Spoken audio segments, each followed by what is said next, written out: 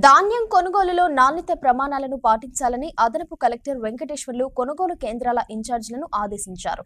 మంగళవారం కాటారం మండలంలోని ధన్వాడ, రేగులగూడెం మరియు గంగారం గ్రామాల్లోని ధాన్యం కొనుగోలు కేంద్రాలను అదనపు కలెక్టర్ వెంకటేశ్వర్లు ఆకస్మిక తనిఖీ చేసి కొనుగోలు ప్రక్రియను పరిశీలించారు. రైతులతో ధాన్యం శుభ్రపరచడంలో తీసుకోవాల్సిన చర్యలపై అవగాహన కల్పించారు. అకాల వర్షాలు సంభవిస్తున్నందున ధాన్యపు రాశులు తడవకుండా కొనుగోలు కేంద్రాల ఇన్ఛార్జీలు, రైతులు తగు జాగ్రత్తలు పాటించాలని ఆయన సూచించారు. సాయంత్రం సమయాలలో ఆకస్మికంగా ఈదురుగాలులు, వర్షం సంభవించే అవకాశం ఉన్నందున ధాన్యపు రాశులు తడవకుండా టార్పాలిన్స్ తో కప్పి భద్రపరచాలని తెలిపారు.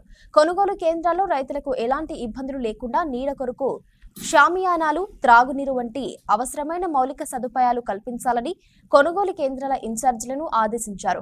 ప్రతి కేంద్రంలో తప్పనిసరిగా రిజిస్టర్ నిర్వహించాలని, కొనుగోలుకు వచ్చే రైతుల వివరాలను క్రమసంఖ్య ఆధారంగా నమోదు చేయాలన్నారు. రైతులు ఒకేసారి ధాన్యాన్ని కొనుగోలు కేంద్రాలకు తీసుకురాకుండా దశల వారీగా తెచ్చే విధంగా వ్యవసాయ అధికారులు టోకెన్లు జారీ చేయాలని తెలిపారు.